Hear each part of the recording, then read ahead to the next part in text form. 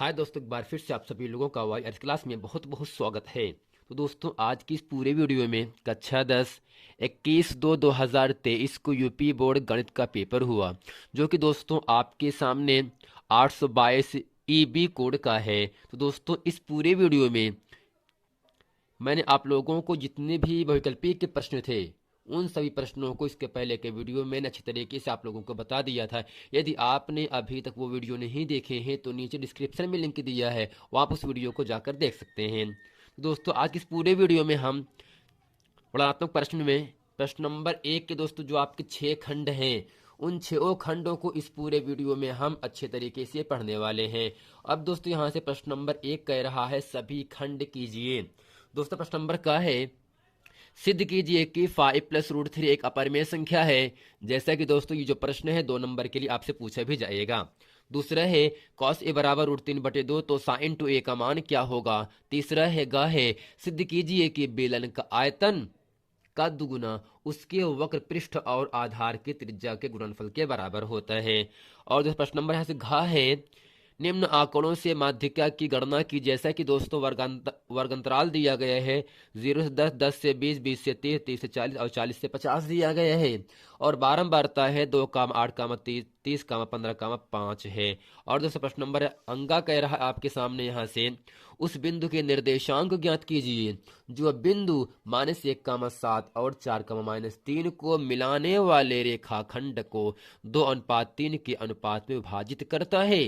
दोस्तों, क्या है प्रश्न नंबर 1 का के किस मान के लिए के -1, 2, 1 तथा 4, 5 एक ही रेखा पर होंगे का मतलब दोस्तों होता है ये तीनों बिंदु ए बी सी, अर्थात अगर तीनों बिंदु संरेख होते हैं दोस्तों, संरेख का मतलब ये होता है जब 3 बिंदु एक रेखा पर स्थित होती हैं उसे हम संरेख रेखा कहते हैं।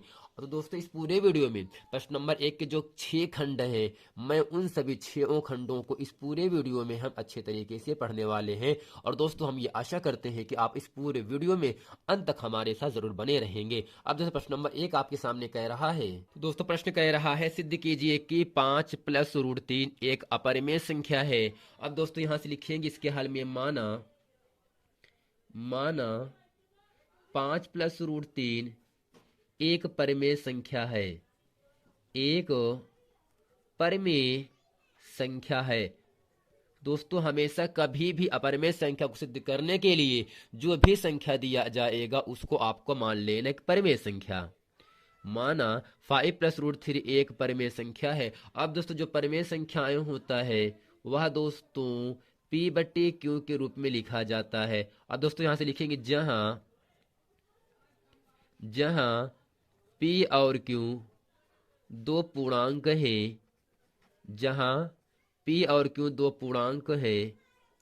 और दोस्तों Q does not is equal to का मतलब होता है Q का मान 0 के बराबर नहीं होना चाहिए।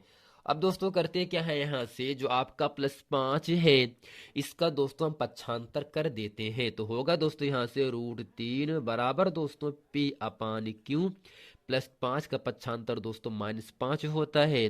जैसा कि दोस्तों आपको दिख रहा होगा यहाँ से √3 का तो वर्गमूल निकल नहीं पाएगा, इसलिए √3 एक आपकी अपरिमेय संख्या होगा। लेकिन P/Q -5 एक परिमेय संख्या का अर्थात दोस्तों परिमेय संख्या में चाहे जो संख्या गुणा करें, घटाएं, जोड़ें या भाग करें वह दोस्तों संख्या हमेशा एक परिमेय संख्या ही रहता है। लेकिन अपरिमेय संख्या के साथ जबकि संख्या को परिमेय संख्या को जोड़ा जाता है, गुणा किया जाता है या भाग किया जाता है तो सदैव एक अपरिमेय संख्या ही रहता है।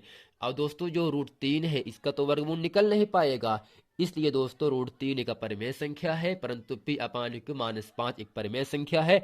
चूंकि कभी भी हम दोस्तों क्या जानते हैं कि अपरिमेय संख्या परिमेय संख्या के मान के बराबर नहीं होता है। अब दोस्तों नीचे लिखेंगे चूंकि √3 एक परिमेय संख्या है, √3 एक परिमेय संख्या है, परंतु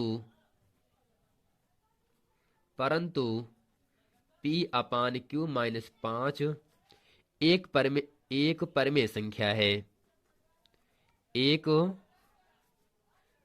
परिमेय संख्या है। चूंकि हम जानते हैं कि हम जानते हैं कि परमेय संख्याएं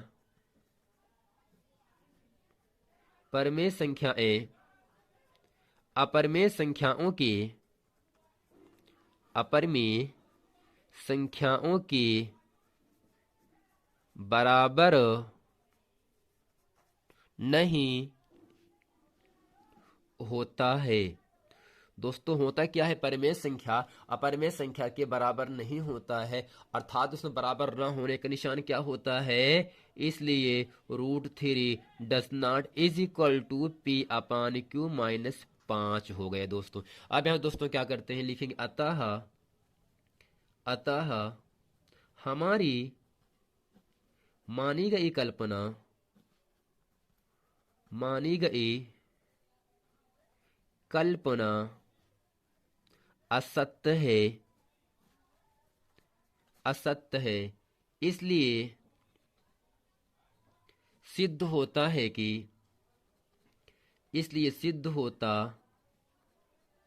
है कि 5 प्लस √3 एक अपरमेय संख्या है। दोस्तों आशा करते हैं अपरमेय संख्या सिद्ध करने की जो सवाल होता है वो इस प्रश्न में अच्छे तरीके से आप लोगों को हल करना समझ में आ गया होगा। अब दोस्तों प्रश्न नंबर यहाँ से 1 का खा कह रहा है, इसमें दोस्तों ये कह रहा है यदि cos A बराबर √3/2 तो sin 2a का मान क्या होगा। जैसा कि दोस्तों आपको याद होना चाहिए जो √3/2 होता है वह त्रिकोणमिति अनुपात में cos 30 अंश का मान होता है। क्या दोस्तों, cos 30 अंश का मान क्या होता है, √3/2 होता है। अगर दोस्तों यहां से हम अगर केवल कोण A का मान निकालें तो वही दोस्तों कोण A का मान 2 से गुणा करके साइन का जो भी मान होगा उसको हम सारणी की सहायता से रख सकते हैं। जैसा कि दोस्तों जो प्रश्न 2 नंबर के लिए आपसे पूछा भी गया है, तो यहां से लिखेंगे इसलिए दिया है cos A बराबर √3/2, फिर दोस्तों नीचे लिखेंगे cos A बराबर दोस्तों √3/2 जो होता है वह आपका त्रिकोणमिति में दोस्तों cos 30 अंश का मान होता है। तब दोस्तों जहां पर आपका √3/2 है वहां पे लिख सकते हैं cos 30, तो यहाँ पे होगा cos 30 और दोस्तों cos से cos कट जाता है तो कोण A बराबर यहाँ से मिल जाएगा आपका 30 अंश।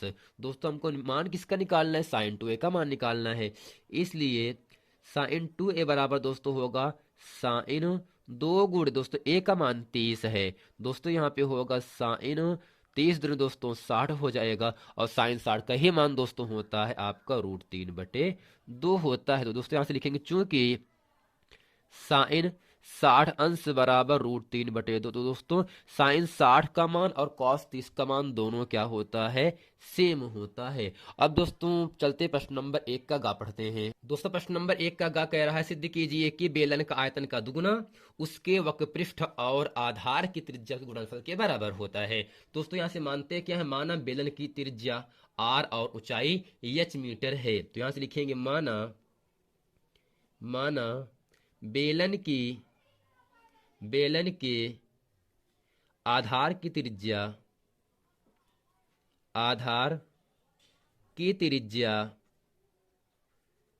r व ऊंचाई h मीटर है। अगर दोस्तों बेलन की त्रिज्या हम r मान लें और ऊंचाई h मीटर मान लें तब दोस्तों सूत्र क्या होता है, बेलन का आयतन का, ऐसे लिखेंगे इसलिए बेलन का आयतन दोस्तों क्या होता है, अगर आयतन दोस्तों हम v से लिखेंगे और दोस्तों आयतन का सूत्र क्या होता है πr² होता है। अब दोस्तों लिखेंगे प्रश्नानुसार, यहां से लिखेंगे प्रश्नानुसार, और दोस्तों प्रश्न में क्या कह रहा है, प्रश्न में क्यों इतना ही कह रहा है, बेलन का आयतन का दुगुना, और दोस्तों यहाँ से जो बेलन का आयतन होता है वो आपका πr² होता है, तो यहाँ से लिखेंगे πr²। अब दोस्तों बेलन के आयतन का दुगुना है तो इसमें दोस्तों हम करते क्या है, 2 से गुणा कर देंगे ना। फिर कह रहा है बेलन का वक्रपृष्ठ, और दोस्तों जो वक्रपृष्ठ का सूत्र होता है बेलन का वह दोस्तों होता है 2πr/h होता है। यानी बेलन का आयतन का सूत्र होता है पाई आर स्क्वायर एच। दोस्तों 2 से दुगुना करा तो 2 से गुणा कर दिया, फिर कह रहा उसका वक्र पृष्ठ का मतलब दोस्तों 2 पाई आर एच होता है। और त्रिज्या के गुणनफल क्या दोस्तों, त्रिज्या हम क्या यहाँ से माने हैं आर, तो आर को गुणा कर देंगे तो दोस्तों दोनों मान क्या होता है बराबर हो जाता है। यहाँ से अब करते क्या है तो 2 से गुणा कर देंगे तो दोस्तों होगा 2 पाई आर स्क्वायर एच बराबर दोस्तों होगा 2 पाई, तो यहाँ से लिखेंगे दोस्तों आर गुणे आर आपका आर स्क्वायर होगा, एच आपको मिल जाएगा। अर्थात दोस्तों यहाँ से बेलन के आयतन का दुगुना बेलन का वक्र पृष्ठ और आधा की त्रिज्या गुणनफल के बराबर होता है। यही दोस्तों हमको सिद्ध करना था, और हम आशा ये करते हैं कि ये प्रश्न अच्छे तरीके से आप लोगों को सिद्ध करना आ गया होगा। अब दोस्तों प्रश्न नंबर यहाँ से 1 का घ कह रहा है, इसमें दोस्तों कह रहा है हमें माध्यक का ज्ञात करना है, जबकि दोस्तों यहाँ से वर्ग अंतराल दिया गया है आपके सामने। यहाँ से 10 10 से 20 20 30 30 40 40 50 दिया है, बारंबारता है 2 8 30 15 5 है। दोस्तों यहाँ से हमें संचयी बारंबारता निकालना पड़ता है। क्या निकालना पड़ता है? संचयी बारंबारता। और दोस्तों संचयी बारंबारता जो निकाला जाता है, सेम बारंबारता का जो पहला मान 2 है इसको इसे लिख दिया जाता है, और इसके बाद पहले मान में दूसरे को जोड़ देते हैं, यानी 2 में 8 को जोड़ेंगे तो होगा दोस्तों यहाँ से 2 + 8 बराबर 10 होगा। और दोस्तों 10 में हमें 30 को जोड़ना है, और दोस्तों 30 10 कितना होगा 40 हो जाएगा। और दोस्तों 40 में हमको जोड़ देना 15, तो 40 15 दोस्तों 55 होता है। और दोस्तों 55 में हमें 5 को जोड़ देना, आपको मिल जाएगा 60। तो दोस्तों कहने का मतलब क्या होगा, यानी दोस्तों यहाँ से 2 8 30 15 5 इन सब का दोस्तों योग आपका यन का मान जो होगा वह आपके 60 के बराबर, क्योंकि दोस्तों संचयी बारंबारता का अंतिम पद बारंबारताओं के योगफल के बराबर होता है। इसलिए दोस्तों 15 5 20 20 30 50 50 और 58 2 60 हो गया। अब दोस्तों यहाँ फार्मूला आपके सामने यहाँ से होता है L1 + n/2 - CF बटे स्मॉल एफ गुणे दोस्तों आपका एच होता है।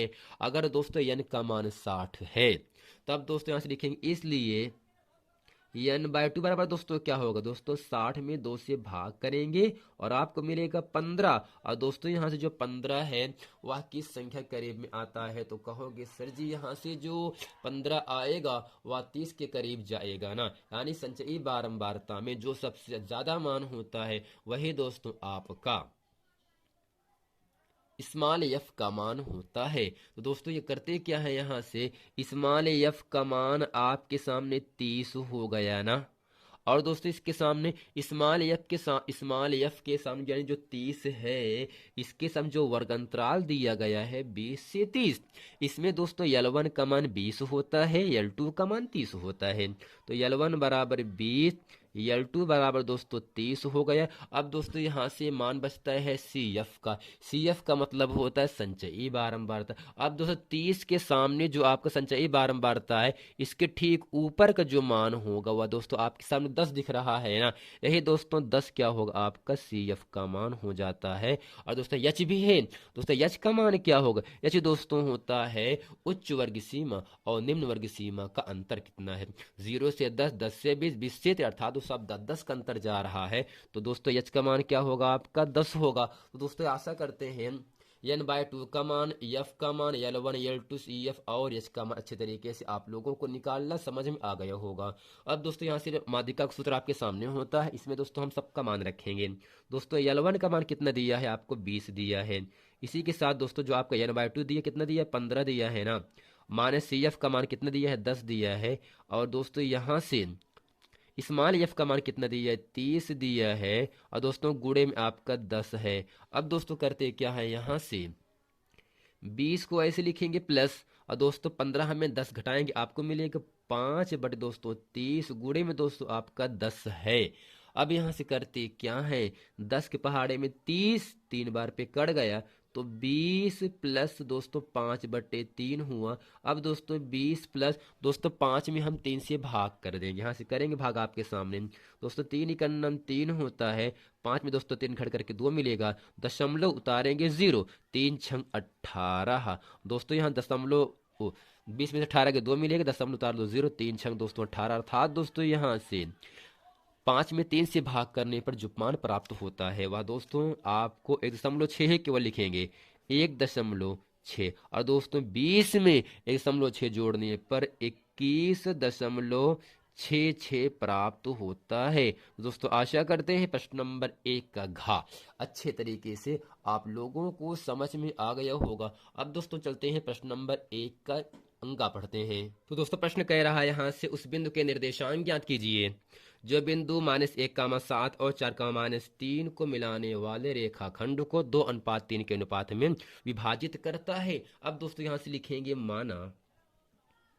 माना बिंदु ए। दोस्तों ए कितना है -1, 7। दोस्तों बी कितना यहां से लिखेंगे, बी आपका दिया है 4, -3। और दोस्तों अनुपात क्या दिया है, दोस्तों यहां से अनुपात दिया गया है आपके सामने 2:3 दिया गया है। अब दोस्तों करते क्या है इस पूरे सवाल में, इसमें प्रश्न में ना तो अंतः लिखा है ना तो बाह्य बिंदु का निर्देशांक लिखा है।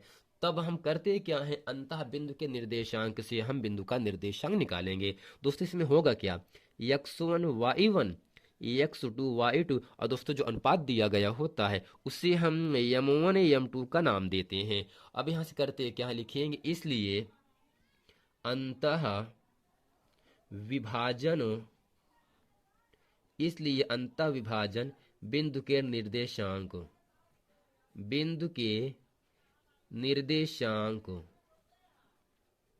और दोस्तों सूत्र क्या होता है, ऐसे लिखेंगे बिंदु के निर्देशांक दोस्तों बराबर क्या होता है, m1 x2 m2 x1 बटे m1 प्लस m2 होता है। और कामक दोस्तों यहाँ पर होगा m1 y2 m2 y1 बटे m1 प्लस m2। अगर दोस्तों बाह्य कहता तो जहां पर प्लस प्लस है वहां पर कर देता माइनस। दोस्तों यहाँ पे होगा निर्देशांक निकालेंगे आपके सामने। m1 का मान दोस्तों कितना है, 2 दिया है, 2 गुणे दोस्तों x2 का मान कितना है, 4 है, प्लस m2 का मान दोस्तों 3 गुणे x1 का मान दोस्तों -1 है। और दोस्तों यहाँ से m1 प्लस m2 का मतलब 2 + 3। अब दोस्तों कामा m1 का मान 2 गुणे y2 का मान दोस्तों -3 है, और प्लस m2 का मान 3 गुणे y1 का मान दोस्तों 7 है, बटे में दोस्तों क्या होगा आपका 2 + 3 हो जाएगा। अब यहाँ से करते क्या है दोस्तों, 4 दूनी 8 प्लस माइनस का -3 का 3 बटे दोस्तों 3 2 5 हो गया, -3 दूनी 6 प्लस 7 3 21 बटे 3 2 5 हो गया। अब करते क्या है, 8 में 3 घटाएंगे आपको मिलेगा 5 बटे 5, कामा दोस्तों 21 में 6 घटाएंगे आपको मिलेगा 15 बटे दोस्तों 5। अब दोस्तों करते कैसे, भाग कर देते हैं तो होगा दोस्तों यहाँ से 5 का 5 और दोस्तों 5 3 15। तो दोस्तों यहाँ से जो आपका निर्देशांक निकला वह 1, 3 निकला। और हम ये आशा करते हैं अंतःविभाजन बिंदु के निर्देशांक से आपको बिंदु का निर्देशांक अच्छे तरीके से निकालना आ गया होगा। अब प्रश्न नंबर 1 का क्या कह रहा है, इसमें दोस्तों ये कहा आपसे जा रहा है कि किस मान के लिए बिंदु के -1 कामा बिंदु ए के कामा -1 बी दिया है 2, 1 सी दिया है 4, 5 एक ही रेखा पर होंगे। अब दोस्तों लिखेंगे यहाँ से माना बिंदु ए दोस्तों कितना दिया है, के कामा -1 दोस्तों बी कितना दिया है 2, 1 और सी कितना दिया है 4, 5 संरेख है।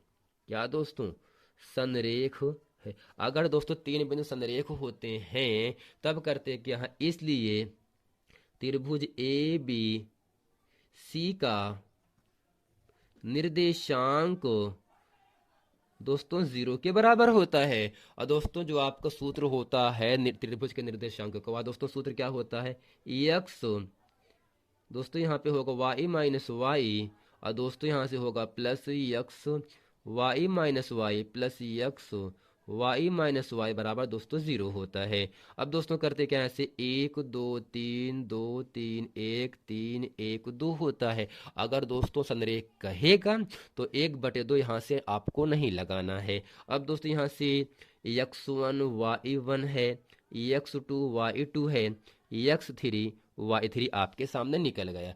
तो इसमें है क्या क्या, x1 का मान k है और y2 का मान दोस्तों 1 है, y3 का मान यहाँ से 5 है, x2 का मान कितना है दोस्तों 2 है, y3 का मान 5 माइनस y1 का मान -1 दोस्तों, ये है -1 से -1 तो दोस्तों +1 हो जाएगा। x3 का मान दोस्तों 4 है, y1 का मान दोस्तों -1, y2 का मान यहाँ से आपका 1 दिया बराबर दोस्तों 0 हो जाएगा। अब करते क्या है कि 5 में 1 घटा के आपको मिलेगा -4, और दोस्तों +5 1 6 6 दूनी 12, और दोस्तों +4 -1 होता है -2 बराबर 0 हो गया।